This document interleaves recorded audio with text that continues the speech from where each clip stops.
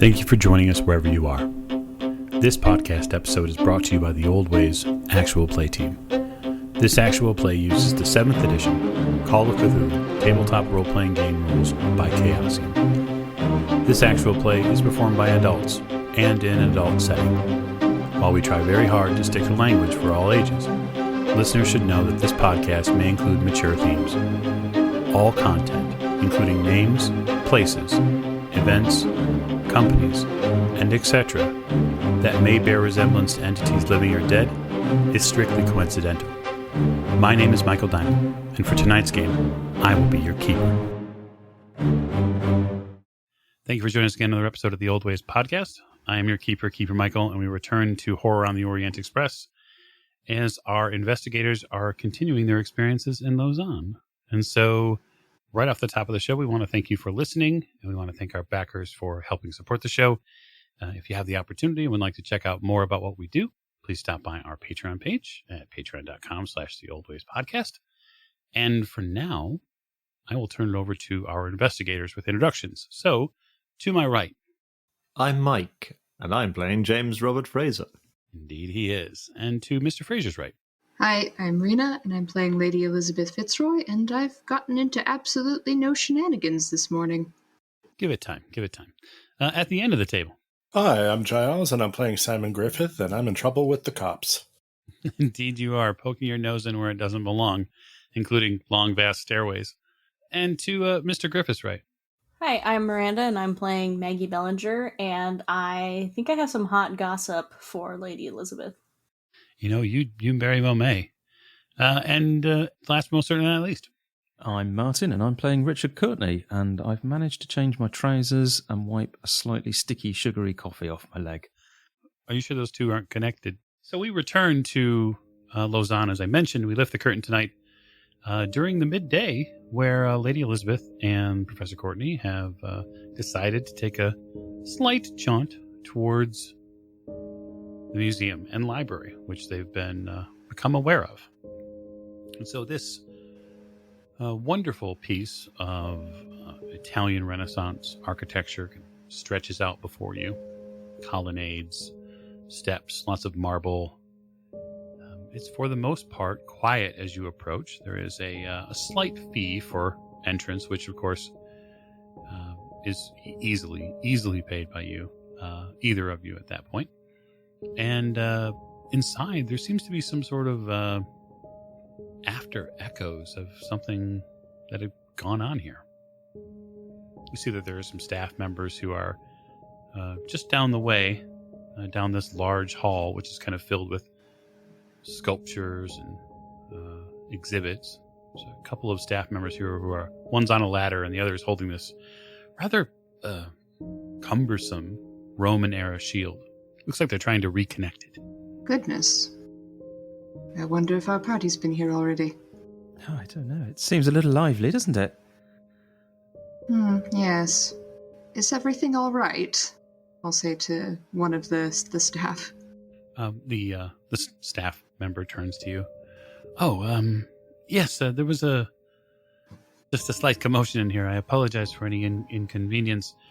But this shield here, it tumbled off the wall.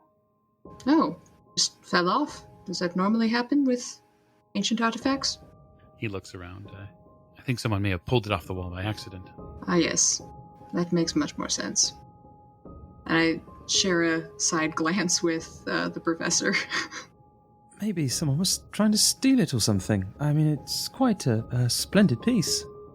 Oh, I should hope not. They turn it over and you see that there's probably a good half-meter long spike on the front of it. Oh, that would make it rather inconvenient to get away with. Yes, quite. Not something you could put under your coat either, is it? No. Is there anything I can help you with? Directions, perhaps? Or are you just here to enjoy the museum? Here to enjoy the museum mostly, seeing the sights, a little bit of tourism. And your excellent museum was highly recommended. Oh, wonderful. Yes, there's the museum portion here, of course, and then he extends an arm down this long hallway where you see the colonnades continue, and he says, there's a library there. We've tens of thousands of books that have been collected over the years. Ah. Lady's eyes just light up instantly. Ah, library. Yes, that does sound quite marvelous. Do you have any particular specialties? Are they historical books or books on geography or mathematics? The main thrusts of the museum are history and geography, especially Roman era. Ah. Well, I'm sure there's a library assistant who can assist us, so to speak. I hope the system's a little better than that they use in France. I mean, that was appalling. No, Couldn't find a thing. Paul is back at the hotel. Coming, Professor? Yes. He's just looking really nervous now.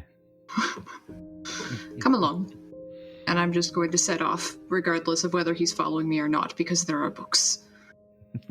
Indeed. And so the two of you come into this portion of the building here, which encompasses the library, and there must be, tens of thousands is an understatement.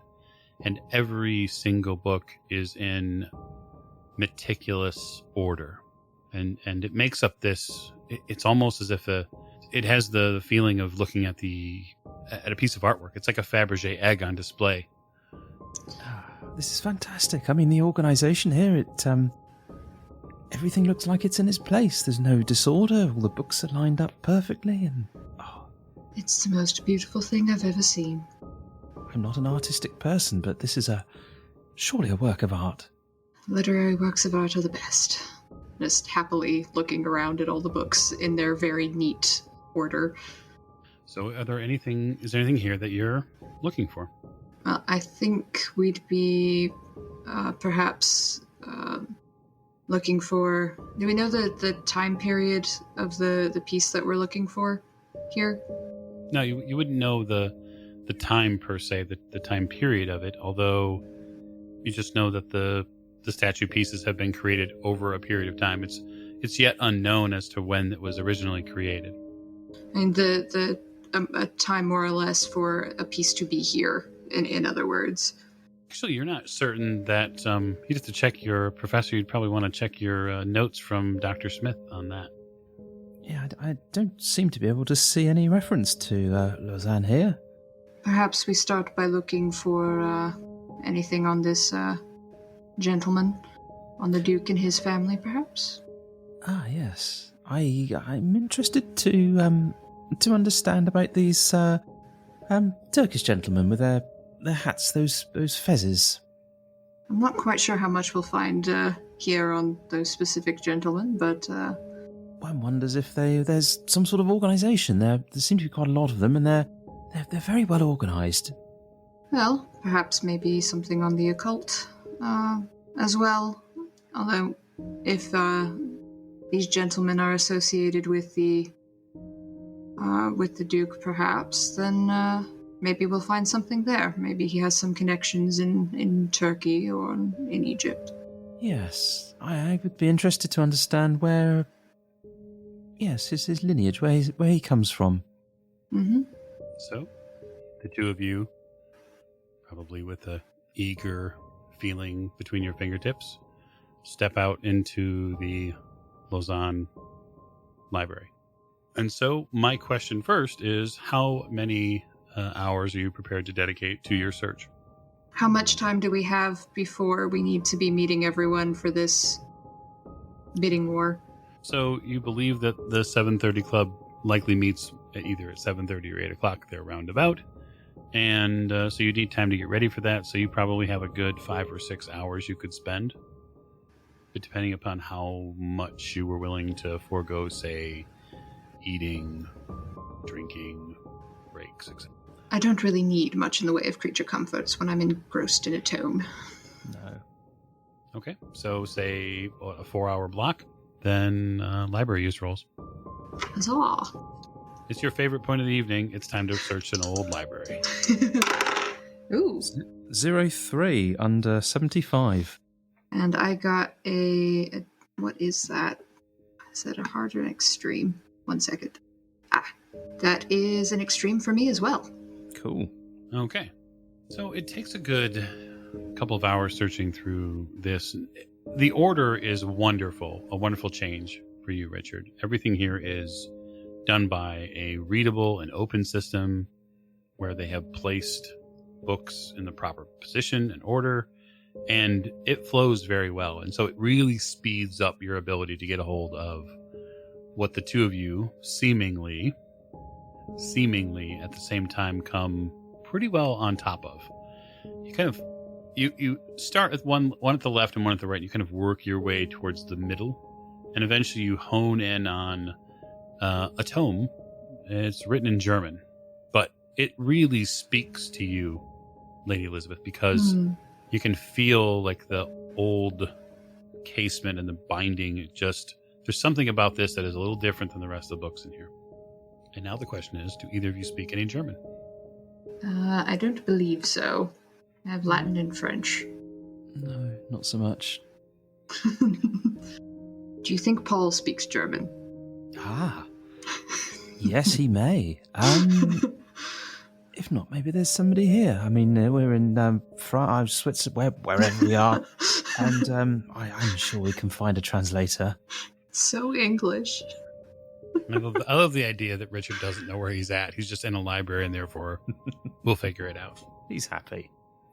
I suppose, once you find the book, what do you plan to do with it? I'm guessing they don't have library cards or anything here.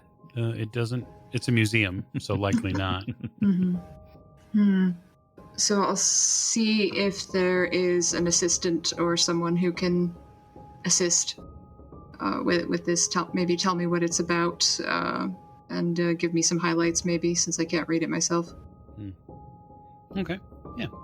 You track down an assistant here in the museum library, and they seem befuddled when you showed them the book. What is... I'm sorry, madam, what is this? Where did you get this? We found it on the shelf over there. Truly? Yes. They open the front cover, and then they seem to almost count 1, 2, 3. They open the third page. I don't think this is the museum's book. I've never seen it before. Oh. It's not marked here. Perhaps some wayward traveler simply just left it. Oh, so if they left it and it doesn't belong to the library, might one take it with one? The staff member kind of looks around. Well, it is not museum property, of course, so I could not compel you to keep it here, but I would hate to see their face when they come back and found a missing book, although there seemed to be a bit of dust on it. Perhaps it has been here for some time. Yes, it was in a less used section, I believe. Well, as far as I'm concerned, I don't believe it's ours. Well, can't have a lonely book hanging around a library. Books are meant to be read, so very well. All right. So you're going to pocket said book? It's mine now. Mine. Mine. It's not necessarily in the greatest repair either. There's almost a bit of a mold smell to it. Not strong, but some. We'll take good care of you. I whispered to the book as I put it in my bag. Okay. You whisper to it. It whispers back. No, I'm kidding. It doesn't do that. You guys spend with that search there, you guys spend about 2 to 3 hours. So I'll leave you there for a bit, and you can think on perhaps what may become of this tome that you've somehow found. So, Mr. Griffin, you talked about making a phone call today. And as you're still somewhat recovering from the unceremonious trip down the stairs, you have had a chance to recover a little bit from the initial shock value that still rings through your head in the wondrous lobby here of the hotel. And at some point, Mr. Fraser and Miss Bellinger are likely going to come back through the lobby doors, because I would assume that the two of you are going to return to the hotel unless you've other plans, in which case, let me know. Yes, Mr. Fraser does have a slight detour in mind. But, Very well then. So, Mr. Griffith, then, your phone call. Take the call in our private rooms as opposed to in the lobby, if that's possible. Sure, of course. And I'm going to ask to be connected to the Major. So This probably takes it probably takes quite a while to set up the call. What the front desk tells you is that if you're trying to reach London, what they will likely have to do is cable London and then give them time to build the call back towards here. And they tell you it could take anywhere between 1 to maybe 5 hours. And that's if the recipient is at the phone and available when London reaches them directly. That's fine. Okay. And then I'm gonna place 2 phone calls for this, for them to set up this cabling. One for the Major and one for Barrington. Okay. Very good. And whichever one gets back to me first. Okay. All right. So you're going to do those through what, Telegram then? Well, you mean I cable and then they call back? Yeah. Effectively. Oh, then I'll do that. Okay. So probably around midday or so, maybe 2:00. You do get the front desk calls up. This has now been a couple of hours. The front desk calls up and says that they have a call back for you. Excellent. Could you put them through, please? Yes, we will try. Be aware that the lines from here to there are not always very good. So your conversation may be cut short. Appreciate it. I should only need about 10 or 15 minutes, I hope. Oh, you hear the staff member at the front desk seem rather surprised. Oh, we will, of course, make a note on the room charge. Thank you.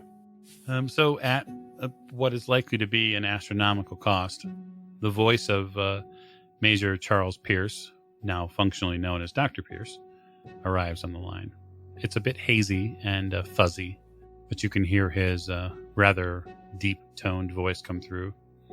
Mr. Griffith, what is it? Major, just wanted to reach out to you and keep apprised of what is going on. We are currently in Lausanne. We are still on the Orient Express following its route. Left Paris, where we have succeeded in what we needed to do there. And currently, we are following up on some leads here in Lausanne before we continue on again with the Express. Don't know if you have a contact here or if Barrington has one, or if you want to talk to Barrington and let him know where we are, because you wanted to keep the professor's whereabouts up to date. We're all here still. I'll update the inspector.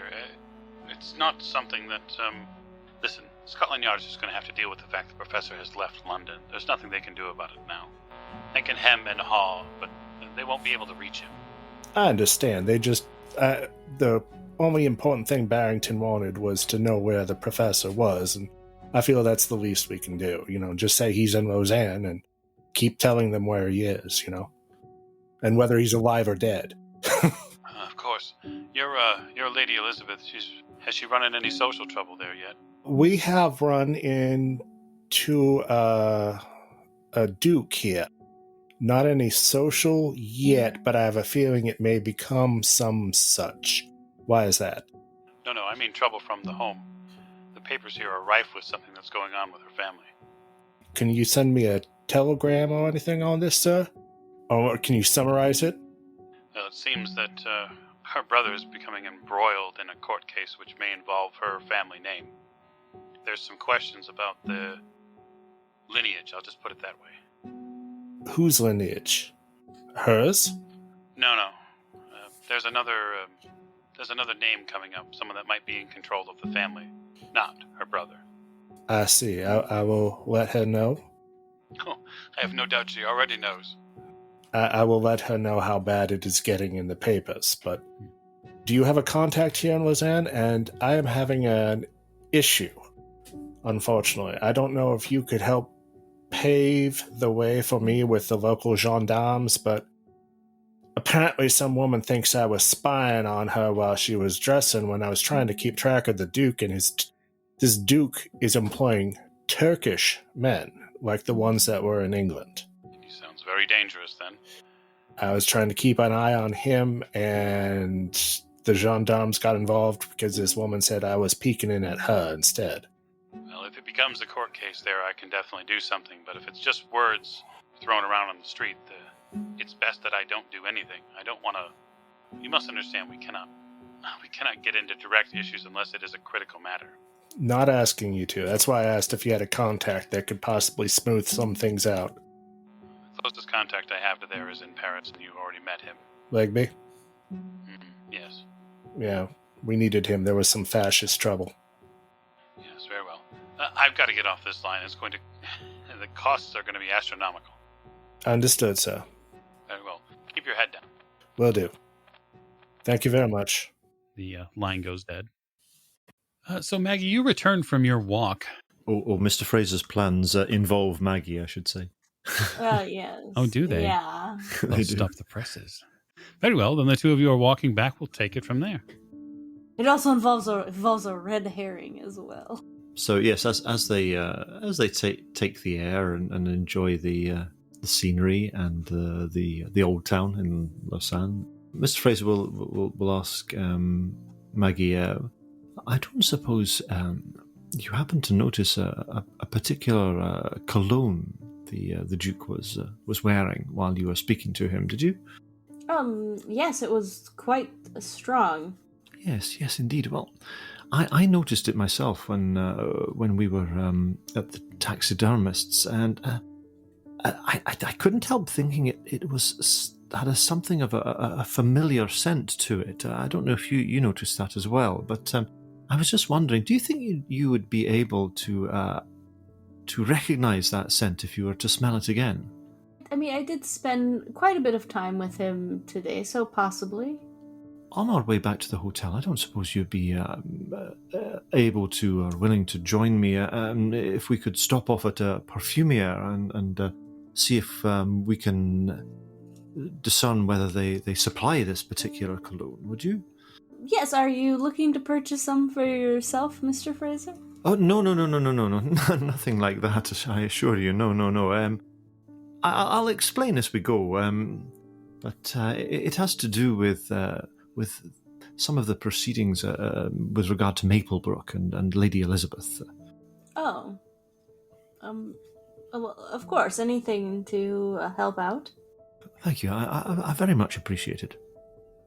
Sort of keep an eye out to see if we can see Perfumier somewhere along our route back to the hotel, and if so, drop in. We'd probably follow our noses to one. Yeah, pretty easily. There is a row of shops not too far from the first cafe, the chocolatier that you went to, that deals with an array of fragrances for both men and women. Well, perhaps they carry it here. Ah, yes, perhaps they do. Let's see if we could hail an assistant. I'll see if I can catch the eye of a shop assistant. It does not take much. They are eager to come and assist you. Good day, you see a well-dressed gentleman. Bonjour. You speak English? Bonjour. We speak many languages here. Oh, marvellous. I was wondering if you could help me. I'm trying to identify a particular cologne that I'm interested in. Could you possibly point us in the right direction? Of course. Please. He turns and gestures to a very long table, which has a series of multicolored bottles and labels. And do you have any wee testers on that we can sample? Indeed. He goes behind the counter and withdraws a long tester for both of you, one for each. Is there anything particular, perhaps a type of scent you're looking for? A light, strong, perhaps woodsy? Yes, indeed. There was. I don't know quite how to describe it. It was. How would you describe the cologne? Would you say it was a musky or floral or? It was strange. It had seemed to have many scents overlapping each other. It was hard to fully discern one from another. Now the question is spot hidden good enough for nasal passage? Smell hidden. I believe it is, yes. I believe spot hidden is intended to cover everything except listening to things. What's your sniffing skill percentage at, Miranda? Just wondering. Sniff hidden. Yeah, is that based on dexterity or? It's clearly a con roll. No, I'm kidding. Yeah, I think spot hidden is fine. If you want to begin, there's probably 15 bottles here that he kind of shows you a row. It's an array of scents that they have available here. Mm-hmm. So if you want to give me a spot hidden roll and see if you can track it down, we can go from Something there. with a bit of class, if you know what I mean. Not a regular scent, something a little bit above. Kind of look at the prices of them as well and see the things that the more expensive scents. Sure. No. Just no. No. Okay. Just, I rolled a 51 over 31, but can I push the roll? Absolutely. Why don't you tell me how you're going to push the roll? Well, see, the problem is I think that I have, when you're smelling candles and you get too many scents in your nose and it's just like too much. So I might go outside to get some fresh air, ask them if they have something that I can cleanse my nasal palate in between. A nice neutral scent between scents. Yeah, they offer you a I don't know. I guess I would summarize. They probably offer you some sort of base to. Yeah. Maybe it'd even be like an alcohol of sorts, not like a medicinal alcohol to pull away any additional scents from. I don't know, honestly.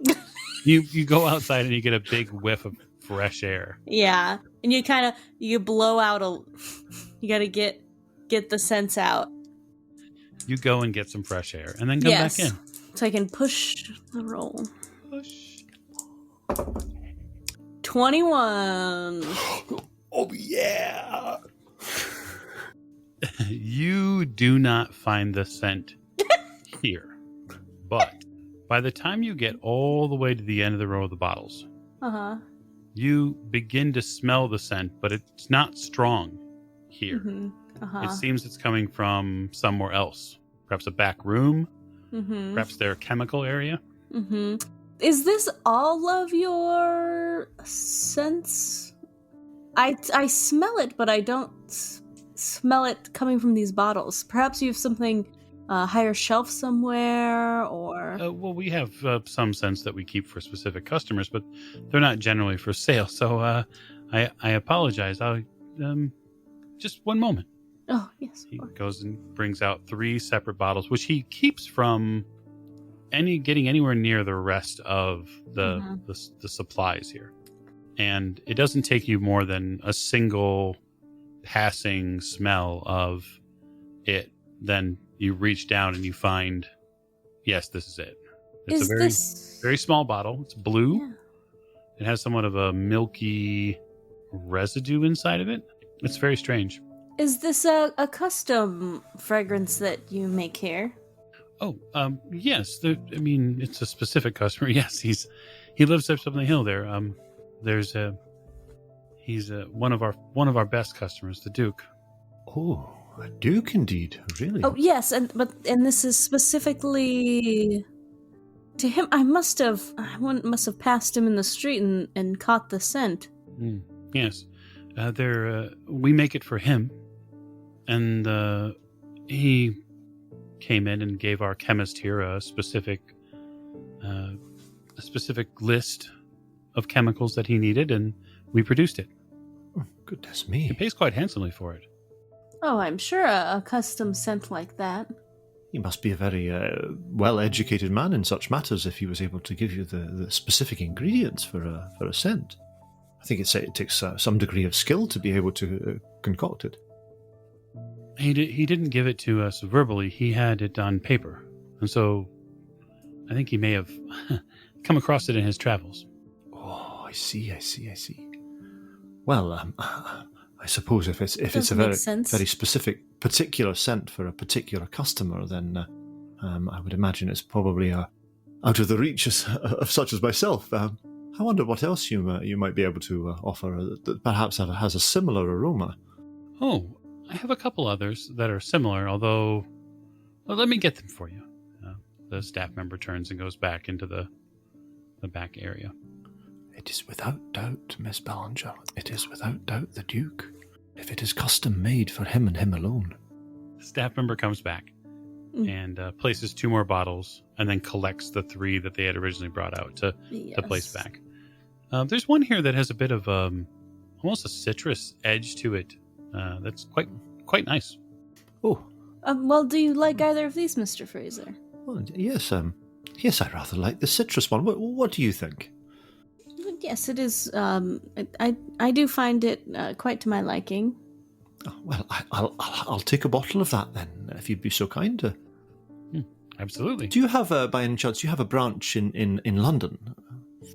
No, but we do have a chemist that goes to London at least twice a year to exchange and trade with other members of fragrance societies. Oh, I see. Would you perhaps be able to point me in the right direction of a branch in London that I might be able to visit in the future in order to Yes. to purchase another bottle? I have their card. I'll just get it for you and back. Marvelous. Thank you very much indeed. Staff member comes back out the 3rd time with a white business card that lists a fragrance shop that they're downtown in London. Oh, splendid. Oh, yes, I know the area. Thank you. Well, you've been extremely kind and helpful. Should I wrap this up for you then? Oh, yes, please, if you would be so kind. Yeah. I go and begin wrapping up. Maggie, there's quite a few scents in here. Obviously, perfumes for ladies as well. Mm-hmm. They have the very traditional big plungers that, Mm-hmm. I'm only here for information. That's fair. I just figured I would ask. I like the scent of secrets. Well, there's a few of them there, for sure. Of that, there's no doubt. So you collect your cologne, Mr. Fraser. You pay for it, although not, exceedingly handsomely. It is an expensive scent, but within Mr. Fraser's reach. I will tip the assistant as well, quite well, for all the help that they've given us. Well, thank you very much. Yeah, you're more than welcome. Well, I'll bid you good day, and merci beaucoup. Merci. Good day to you both. And as we leave, I'll just kind of quietly say, thank you very much indeed, Miss Ballinger. That was extremely helpful. I feel we have made some progress here. Yes, it is. It seems strange, though, to tie the Duke to Lady Elizabeth's estate. Indeed it does. And now that we have the address of the branch in London, I should hopefully be able to ascertain as to when a bottle of it may have been purchased there, or perhaps another member of the Duke's entourage that might have been part and parcel. Because I find it hard to believe that the Duke himself would stoop so low as to break into a private residence and steal the items in question. That does seem strange. Well, shall we return to the hotel? Yes, I think that's a good idea. I believe we have much to share with our companions. If there's no objection, I'm going to make a soup out of the 5 of you. Perfect. So, Professor, you and Lady Elizabeth return from your book fair, I suppose, with your spoils of literary war. Simon, you have finished up with your phone calls at this point. And Miss Fraser, just by a quick stop at a fragrancer, you smell fantastic as you get back to the hotel. And that is definitely something that Lady Elizabeth notices when he walks back in the room. Mr. Fraser. Interesting assaults on the olfactory senses. Yes, indeed, your ladyship. I think I shall retire to my room for a bath. Yes, I'd love to hear more about whatever caused that later this evening. Indeed you shall, your ladyship, because it does pertain to yourself. Oh my. And with that I shall take myself off to get changed, and I shall place my newly purchased chapeau on my dressing table, eye it suspiciously. Fair enough. So you have a few hours left before before the event at the club. Is there anything else that the investigators would like to dig into before that? Well, I need to see if Paul speaks German so he can help me with my book. Maggie would be eager to speak with Lady Elizabeth and just fill her in on everything that she has missed while Maggie's been out. I'm happy to do both. So, Miss Bellinger. Lady Elizabeth, yes. Well, I've had quite the day, and I couldn't wait to get back and share some of the information I've found out with you. Yes, judging by the scent, I gather you've been with Mr. Fraser in some undisclosed location. Yes, well, that undisclosed location was a perfumery. I suppose I do have quite a few cents on me. Didn't think that was Fraser's sort of thing, but all right. Well, he was trying to track down a specific scent. In fact, the scent of the Duke, it was familiar to him from your estate. But that's neither here nor there. I wanted to talk to you. That's neither here nor there. Excuse me? Well, we can get to that, and I'm sure that Mr. Fraser can explain a little bit more. But I did want to talk to you about the scroll. I've learned a few more things about it. Oh. Yes, well, Mr. Wellington does have it in his possession, but he was intending to sell it to a duke. But now that we have come into play, there is to be a bidding war between us and the duke, though I don't know if that's our best course of action for getting it. But what I thought you would be particularly interested in was in my talks with the duke. He showed me around town. He seemed amused that I wanted to just get information from the scroll, that I just wanted to read it. He said that it does something, and he seemed quite surprised that I didn't know what it does. Does something? Did he say what? No, he seemed to avoid that. I was hoping he would lead into it. He seemed to think I was foolish for not knowing what power the scroll had and thinking that it simply held information. How dare he? Well, I'm intrigued. You've piqued my interest. I was certain that it would. Does Mr. Fraser know about this scroll doing something by any chance? Yes, I did share that information once he caught up with me. Oh dear. Well, I shall have to get it anyway. So, I'm concerned that if it does something, it may fall in the wrong hands. I even told him that, we wouldn't try to buy it out from under him if he would just show it to us, and he didn't seem pleased with that, so it must be something that he definitely does not want to share. Well, I don't know that we'd be able to outbid him, not without spending all of our money, perhaps. I agree. So, what are you suggesting? A little light breaking and entering? Well, I did have a heist in mind, but though that may be a plan B. Mr. Wellington seems like quite a reasonable man. In fact, he's he's currently caring for his brother. So I wonder if we may be able to buy it out from under the Duke through him, or even just get a chance to look at it to see if it's something we'd truly be interested in. You do seem to have a lot of run-ins with interesting gentlemen, Miss Bellinger. I certainly do. By the way, the bidding for the artifact is tonight at the 7:30 Club, which isn't actually the name of a club, it's just the time that they meet at the cafe. And what time is it now? It is approximately... Well, it's 3 o'clock right now. It's 3 o'clock, of course. Well, you think you can convince him to let us have a look at least?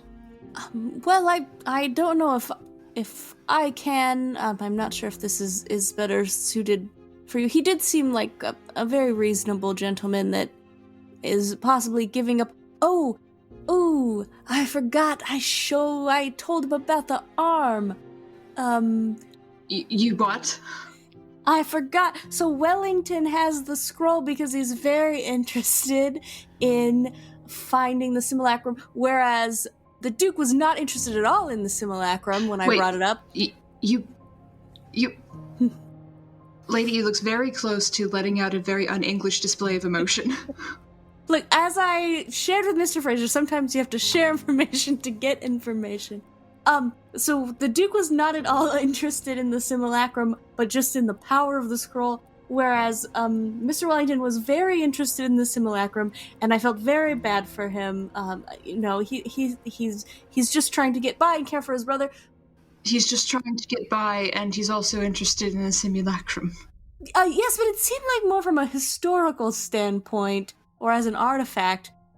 I don't think he has ill intent, but I broke down and I told him, we have the arm, and maybe I could show you the arm and you can show me the scroll, and so maybe that would lead into it. I'll show you mine if you show me yours. That was exactly my thinking. Oh, dear Lord. Miss Bellinger, Yes. you've got to stop telling every man you run across about what our mission is. But there was intent there, in terms of a little tit for tat. Yes, but isn't the Duke working with the Turkish gentleman? I was unaware of the Turkish gentleman. I was recently informed by Mr. Fraser of the Turkish gentleman. In fact, I think the Turkish gentlemen are working for the Duke. That makes it worse, dear. He has many artifacts and he's a collector, so I guess if he does outbid us, our last resort, plan C, if you will, maybe to break into his house. He lives up on the hill.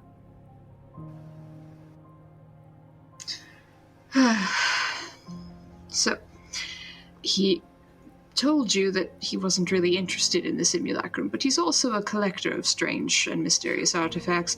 Did you ever consider the fact he might have been bluffing? He said mostly books. It sounds a lot like you, actually. I'm also mostly interested in books, yes, but I'm also following the trail of the simulacrum. If he wanted to harm me, there were plenty of opportunities to do so, and he didn't. Maybe because he doesn't know where the arm is? Oh, he doesn't know that I have the arm. The other gentleman knows that I have the arm. I'm starting to lose track of all your gentlemen, Miss Bellinger. Oh, don't worry, I can keep them straight for you. So Mr. Wellington, who currently has the scroll, knows that I have the arm, and we briefly discussed a trade, but then he thought maybe we could have a bidding war. I'm starting to think that maybe he just wants to drive up the price of the scroll. The Duke does not know that we have the arm. He does know we know about the simulacrum, and he wants the scroll, and he has much more money than us. Right. I think I've got that now, thank you. And I do not know the other members of the 730 Club. Just refrain from informing other gentlemen whose acquaintance you might make about our mission and the simulacrum and the arm and all sorts of things. I'd rather not be stabbed in my bed, thank you. I will take your advice into careful consideration. Meaning you won't do it. I used that same line on my father multiple times. So, if we're going to speak to Mr. Was it Wellington? I suppose Wellington has the scroll, yes. Yes, so, and he's the one who wants to see the arm? Yes, and he wants money for the scroll. But your idea is that we let him see the arm, and he might let us see the scroll? Yes, exactly. You know what the men are going to say about this, right? But we don't have to tell them. But we should tell them. Ooh, they maybe should be involved, but I'm not entirely sure. We're not going anywhere without someone knowing where we're going. We can tell Paul. Paul? Yes, we can tell him where we're going, and then when the boys come back to look for us, then he'll say, oh, they went back to Mr. Wellington's house. Miss Bellinger, I would rather have some backup who knows what they're doing in terms of, say, fisticuffs or using a firearm, just in case we get ourselves into trouble, considering we now have two men who know that we have interest in the scroll and in the simulacrum, and one of them who knows that we have a piece of it. I would prefer to be prepared, and I don't know about you, but I'm not very good hands with a gun or with a walking stick. Well, now that you mention it, I did forget, but I thought we might overwhelm him, but Mr. Wellington already knows that I know Richard and that we both know Simon, as we were all in his shop. So he Richard broke in, and then Simon followed. So he... God in heaven. See, he locked the door behind me when I went in, and it was not because it was for his brother's safety, not because he was of ill intent, but Richard didn't know that. So Richard broke in, fearing for my safety, but I was completely fine. And then I believe Simon, also fearing for both my safety and Richard's safety, followed in after us. So it wouldn't be far-fetched for me to also introduce you and Mr. Fraser. Neither of them told me about that part. The whole world is going to know all of us are working together and what we're doing before the week is out. Fame. Do you think that's possibly the best course of action? We could grab the arm and head over to Wellington's before the 7:30 club meets? How about we speak to the other members of our party first, considering this does affect them? Yes, that is a good point. We can certainly loop them in. I know on your side of the pond you tend to go charging about and doing things without thinking about them first, but that's not how we operate on the continent. Time did seem of the essence, with it being sold off tonight. I didn't think there was a moment to waste, but we do have a little bit of time now, a few hours, so perhaps we could chat with the gentleman and then decide our course of action from there, whether it is dealing with Wellington or outbidding the Duke or breaking and entering.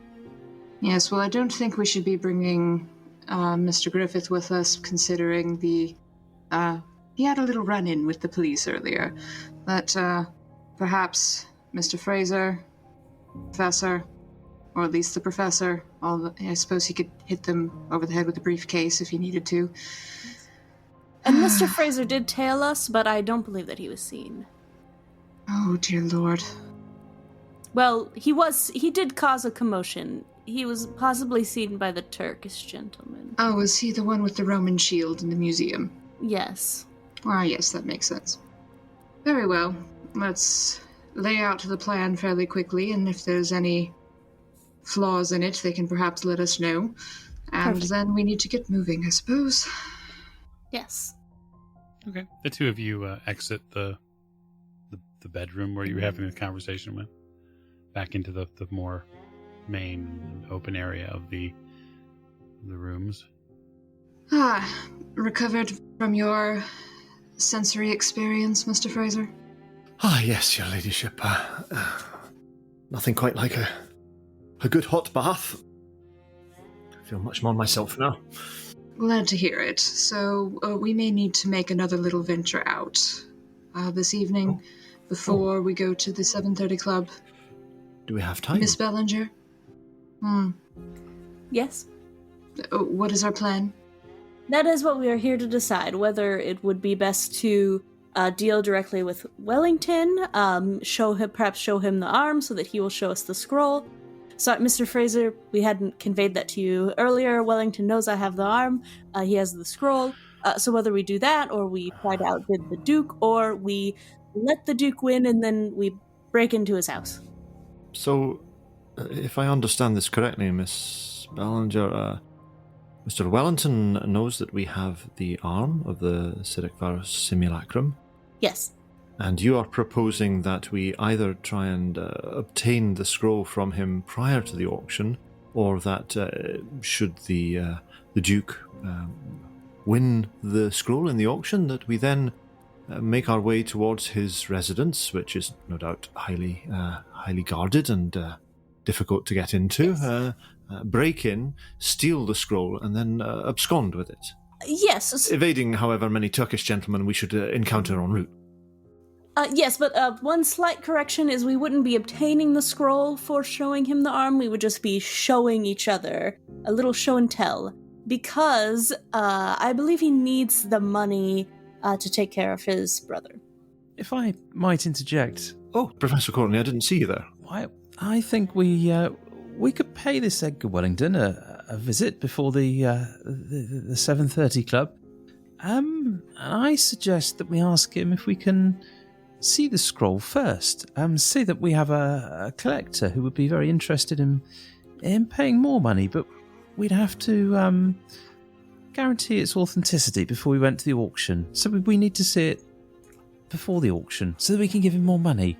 Why not take a simpler, more direct route? That's true. I certainly don't want anything bad to happen to Mr. Wellington. Why don't we offer Mr. Wellington a sum of money to take a photograph of the scroll, and then allow it to go to auction as intended? Yes, that was my thought, with showing him the arm, but we could possibly show him the arm and give him the money, and that will even sweeten the deal, because the arm alone didn't seem to be enough. Ah, you could take the photo with your camera. Yes, I certainly can. That is the usual implement for taking photographs. And then we can get it developed so someone else can see it. But how do we know that taking a photograph of this scroll is actually going to do what we need it to do? As your Duke seemed to think that it's the scroll itself that has the power. It did seem that way.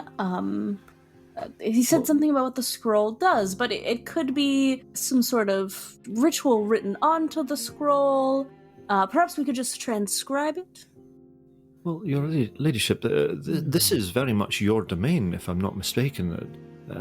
With any luck, you should be able to ascertain when we see the scroll whether it is the writings on the scroll that are the pertinent and more important part, or the actual physical scroll itself. This is true. Very well. I suppose this is what we're doing. I'm never any harm in having a good conversation with somebody. I agree, Richard. I have to say, I'm most keen, if this scroll does contain important information regarding the simulacrum, I'm most keen for it not to fall into the hands of the Duke, if at all possible, because quite what his intentions are with it, I don't really like to think. The manner of these Turkish gentlemen, their behaviour and their actions in the past lead me to the inevitable conclusion that their intent is not an admirable one. It's not a good one. And if they are working for the Duke, then... Well, perhaps we have a look at it, and I can see what the potential problems would be, and perhaps we could convince Mr. Wellington that it's in his best interest to sell it to us, rather than let it go to auction and let the Duke have it. Yes, I mean, perhaps is it worth... We could also always bring Paul and have Paul take a look at the brother for free, so, some free medical care or recommendations, if he's trying to get help for his brother. Well, yes, I that could sweeten the deal in our favor a bit. Well, we don't have to bring Paul with us right away, but we can say, we have a medical professional traveling with us, and we could have him examine the young man. So... we have options. Yes. Perhaps if we could impress upon Mr. Wellington the potential danger in the Duke's obtaining of the scroll, perhaps he can be persuaded to part with the scroll outside of the auction. I believe there is potential danger if Mr. Wellington doesn't part with the scroll. But he should part with it to us, is the thing. Yes, we can maybe defend ourselves better than he can, but I feel that if he doesn't, with the Duke having his eyes set on the scroll now, the Duke may take it from him by force. Well, this is all a bit of a moot point until we know what's in the scroll, so I suggest we go and have this conversation with Mr. Wellington and get it over with, so to speak, and then we can decide how to proceed from there. If you will excuse me for a few moments, Lady Elizabeth, Miss Ballinger, Mr. Professor, I do beg your pardon, Professor Courtney. I'm just going to pop upstairs and take a look in on Mr. Griffith, because I believe he injured himself earlier on today. I just want to make sure he's all right. Yes, of course. So I'm going to head upstairs. You should probably stay here and rest anyway. I come back in the room as you're heading out. Ah, Mr. Griffith, there you are. I thought we'd lost you there for a moment. I think it's not a bad idea if I accompany you. It sounds like you're all walking into the lion's mouth here. Can I ask what that is you're carrying? Are you sure you're up to the task? This is insurance. You can see that he has a large suitcase in his hand. Is this your American brand of insurance, Mr. Griffith? Yes. I rather thought so. I think you may need a smaller insurance policy, a less noticeable one. This is in triplicate. What do we need with an insurance policy in triplicate, Mr. Griffith? I click the suitcase open and I turn it around to face them. Oh, dear Lord. Ah, insurance. Did you open it? Yes, I did. So inside the suitcase, Lord. crafted and taken apart, is, some sort of weapon for most of you. But for, say, someone like James Roger Fraser, who served in World War One, that's a Thompson. It's a machine gun. Is that what I think it is, Mr. Griffith? It is what you think it is, sir. Insurance. And no, I won't ask. I won't ask how you got your hands on one of those. I told you I'm working for people. Well, yes, but do you really think that this is the appropriate circumstance for such a large insurance policy with so many clauses? Well, considering that Jim and I saw a total of at least 4 Turks following the Duke, I don't see you with a pistol, ma'am. Miss Maggie can take care of herself. She's a feisty little firecracker in her own way. But the Professor also couldn't punch his way out of a wet paper bag. No, that's true. A little flicker of amusement runs across James's eyes. I could always hit someone with my stick. No insult intended, Professor, but you're not a fighting individual. No, I fear you're right. Good Lord, you hear from across the room. What is that? Did you forget Paul was here? No, but Paul better know he's already heard that, we're following people, that there's dukes involved, and I fell downstairs, and he might as well know. I'll have a quiet word with him, your ladyship. He comes over. What is it with you people and telling everyone who's around everything about our business? Paul is entitled to know our business, Lady E. Paul is our traveling companion now. It's more the cumulative effect. You have to understand, Lady E, we're talking about situations which may involve bullet holes in some of us. Paul's eyes get really big. Who's going to be digging out the bullets? Paul. I'm not saying it's a problem with telling Paul. It's more the fact that every time someone walks past, one of you two seems to be informing someone about what we're doing. Who have I told? Sometimes it's necessary to share information to get information. Who do I tell? I would love to hear this, Lady E. What are you planning on doing with that? You see him get turned away by Mr. Fraser. They step away from the scene. Mr. Maverhaven, if I might have a quiet wee word in your ear. Oh yes. Is that a machine gun? Let's find a wee quiet spot. There's much to tell you. Okay, the two of you are going to go off camera for a moment. So continue the rest of you. Well, Paul needs to know, I suppose, but he might just up and leave after seeing that insurance policy, which I wouldn't blame him necessarily. Can you close that? Put that thing away. I will close it up. That's not a problem. But my concern is we are dealing with someone with a lot of money who doesn't have scruples about hiring individuals who are shady. Is this not correct? Yes, it's correct, but do you really think it's going to go over well with the local gendarmes if you pull out that insurance policy and start shooting people in the middle of Lausanne? Do you have a contact here who can get you out of trouble if you suddenly get hauled off to the police station for shooting up a bunch of people with a Tommy gun? Nope, I do not. My point exactly. But on the other hand, my view on it is, here, I may go to jail for shooting up a bunch of people with a Tommy gun, correct? But if I take care of these 4 or more Turkish gentlemen in doing it, that leaves the rest of you to continue on, unless they pull all their guns and shoot us because I did not have a Tommy gun on me. I don't even know where to begin with that statement. I think I follow the logic.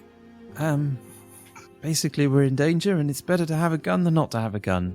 Yes, but does it have to be such a large, scary one? I don't know. I mean, that is likely to get noticed. Don't you have something smaller? I have a couple rifles, but they don't fit inside my coat as easily, or into a briefcase. I don't want to know how many weapons you have on this trip. Forget I asked. How many fingers you got? So, Paul and you, Mr. Fraser, step away, kind of out into the hall, perhaps, or onto the veranda.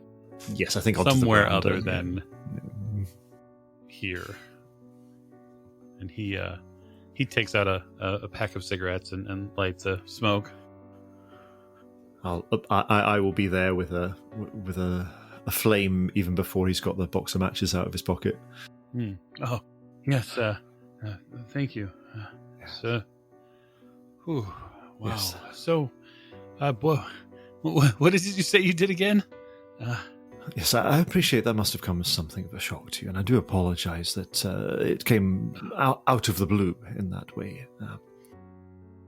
What you should know, Mr. Maverhaven, is that we, myself and my travelling companions, we have something of an undertaking on our journeys on the Orient Express.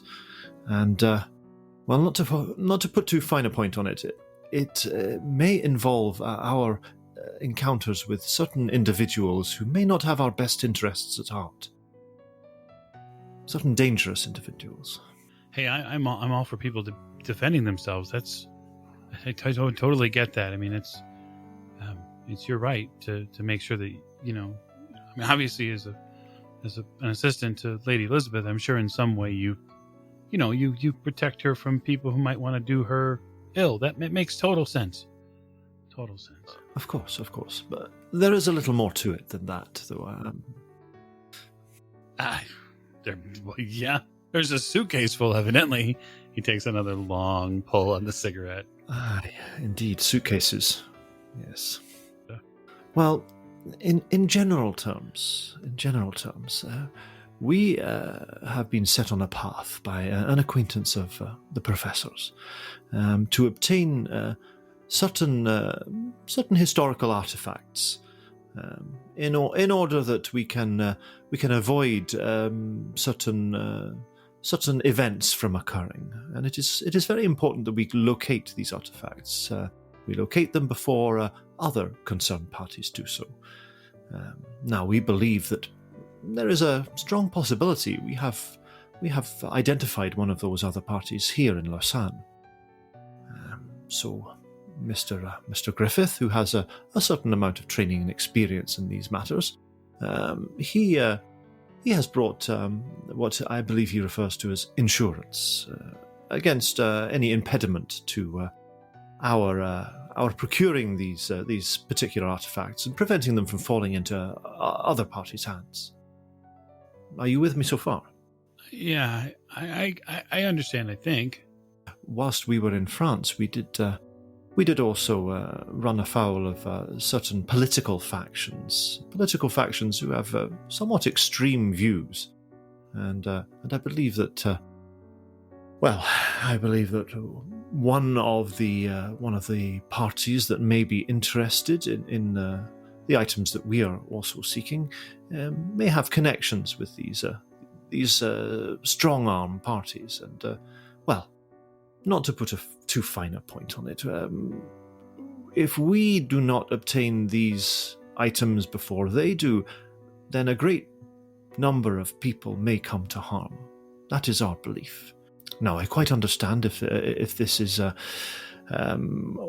a little too much for you, if this is perhaps a little more than you were expecting when you joined our party.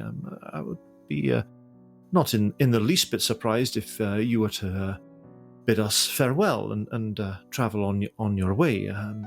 But I have to say, you have certainly proved yourself to be a very reliable and shall I say, a beneficial member of the party, and I, for one, would be sad to see you go, but as I say, I would quite understand if you did decide to do so.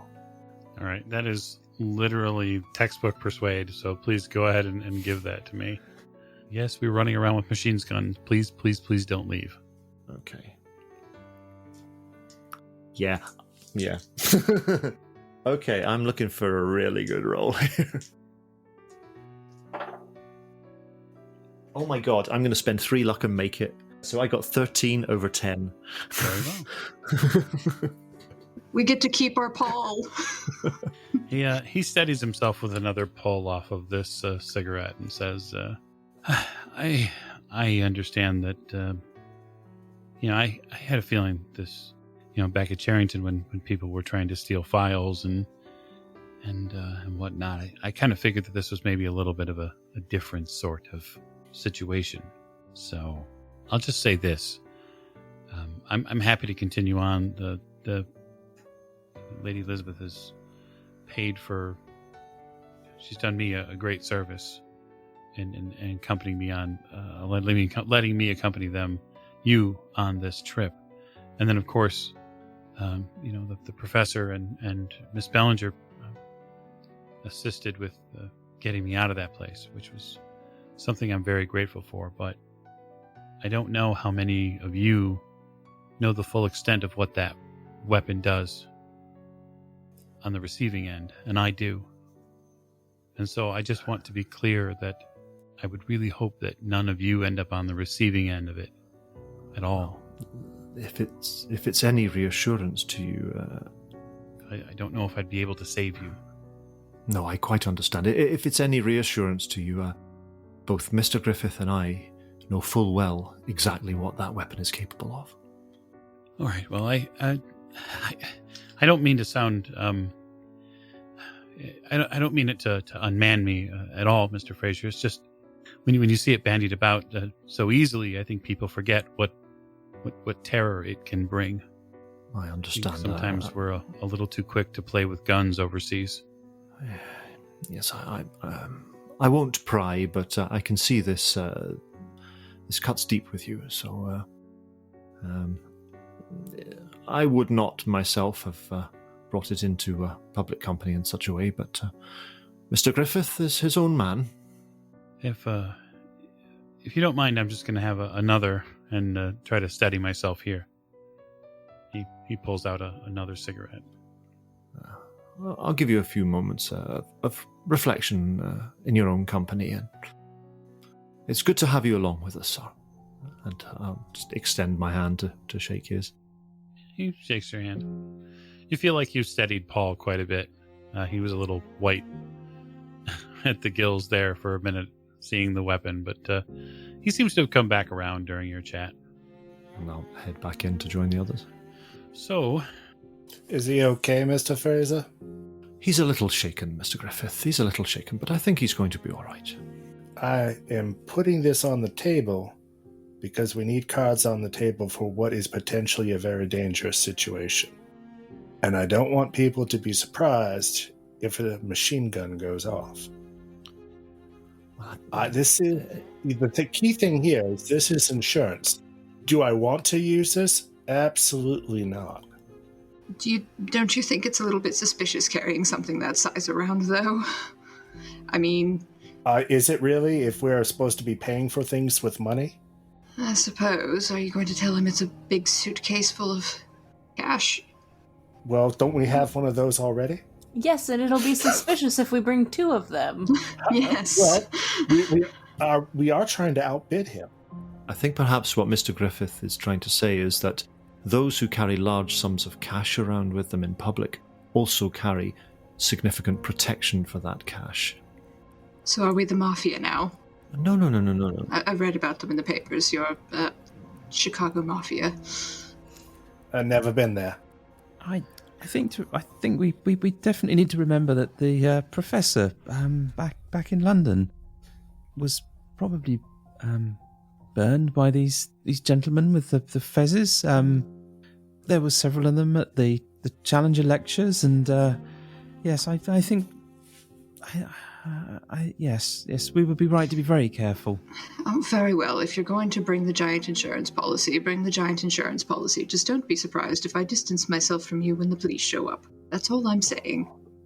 As I said, this is entirely possible, and if I need to, I will fall for the group.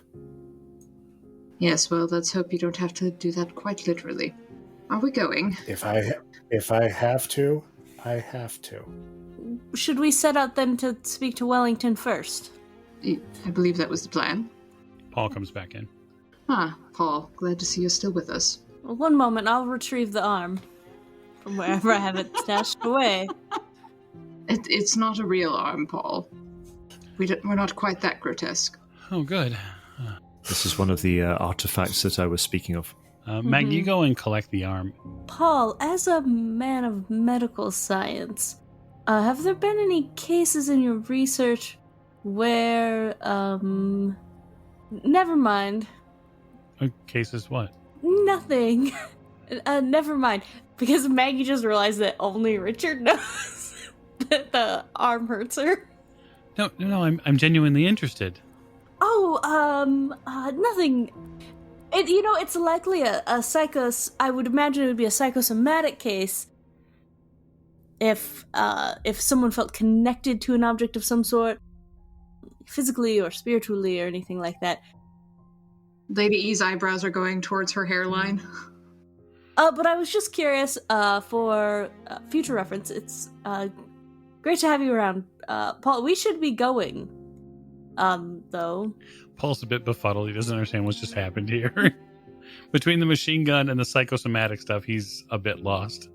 And so he kind of scratches his head. Yeah, I mean, I suppose someone could feel a physical connection. Sure, the brain does all sorts of stuff. Yes, that's what I thought. We know so little about it. It's a fascinating organ. It really, truly is. Well, shall we be going then? Oh, where are you going off to? We're going to go visit a gentleman about acquiring a scroll. We're going to see a man about a dog. Oh. Are we bringing suitcases to this situation? Well, I believe we're bringing at least one suitcase. Or maybe just the promise of a suitcase. Well, what I'm trying to say is, do we need cash on hand for this transaction? Possibly, yes. That would be a good idea. Our first bartering point is the arm, looking at it. And then our second bartering point will be cash. And then our third bartering point will be medical care. I have an idea. How about... Medical care? I met a gentleman that may be of ill health, and so we're just going to chat. Yes, but don't worry. I think he's okay. His brother's been taking care of him, so we're just going to check in on his brother. And if we need you, Paul, if something is terribly wrong, we will call for you. Oh, all right then. Do you wish to go ahead to see this Wellington gentleman? And I'll stay here with both suitcases, and you can call me if you need me? That's a good idea. Please don't. You're not walking into that shop with a suitcase. Well, this time doesn't sound like it's a matter of a suitcase. Meeting the Duke sounds like a matter of a suitcase. Yes, this is why I was very confused as to why you brought out your giant insurance policy. So we're going to see it. We're going to see an old man about an arm. Oh. I was referring to the 7:30 Club. So if we're going to make it to the 7:30 Club, we should probably go and see Mr. Wellington first. I agree. Paul pulls out his book and says, like this little notebook that he keeps in his pocket, and says, and you hear him just over the din of the conversation say, "Suitcase equals machine gun," and then closes it and puts it back in his pocket. Paul's only 50% right, though, because suitcase also means money, a lot of money. So, Mr. Griffith, if you and Paul will stay here and keep an eye on the suitcases. Professor, hand me your case, please. We might as well keep them together. Yes, that's probably the best. All right, so the four of us are going to go. Paul and Mr. Griffith, you can stay here, and hopefully we don't get killed. So, Paul, how good are you at treating dynamite injuries? We're going to leave it there. So thank you so much for joining us for another episode of Horror on the Orient Express. As you can tell, things are going smashingly well for our investigators in Lausanne, and we cannot wait to see you in the next episode. So for now, it's goodbye from us. But we will return shortly.